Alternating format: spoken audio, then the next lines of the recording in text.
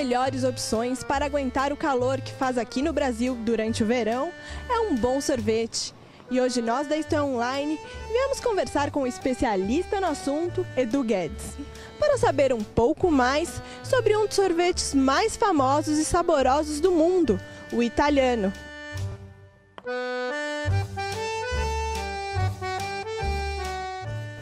Você conhece bem o sorvete italiano? O que você diria que é o segredo do sorvete italiano?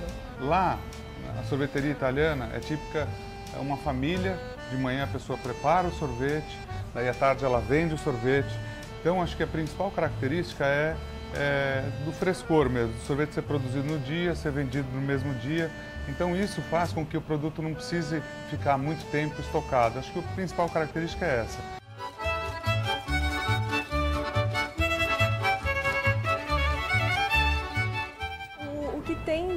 O sorvete italiano tem de diferente do brasileiro? É só a produção? Não, tem a matéria-prima. Então, tem um lado que é o seguinte, o creme de leite na Itália é um pouco diferente, um pouco mais gorduroso que o nosso aqui. O leite também. Então o que acontece? Lá é um país um pouco mais frio.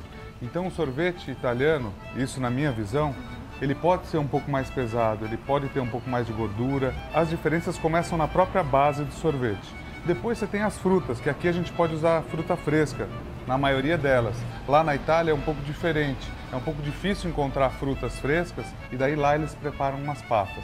Se você vai fazer um sorvete e você não usa uma pasta, você pode sofrer uma alteração grande de sabor. Ou seja, o sorvete vai estar exatamente como está a fruta ou como está a fruta seca, enfim, e ele vai sofrer uma alteração. Você pode usar uma parte de pasta e uma parte de fruta. Você vai sofrer menos alteração. Ou você pode usar só fruta, daí você vai estar mais com sorvete menos estável, mas porém vai estar exatamente como é a fruta. Por exemplo, se você está numa época que você não tem aquela fruta, você pode usar uma pasta, porque senão você só vai ter em determinados períodos do ano. Fui viajar para a Itália, trouxe a tal da pasta italiana e quero fazer um sorvete italiano na minha casa. Eu consigo? A coisa mais complicada de você fazer em casa, na minha opinião, é o sorvete.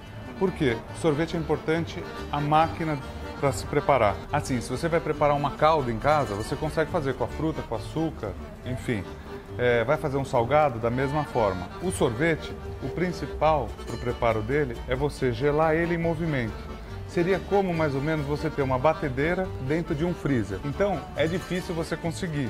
E como a máquina tem um cilindro e esse cilindro gela, você consegue, com um batedor que é bem forte, fazer um sorvete melhor.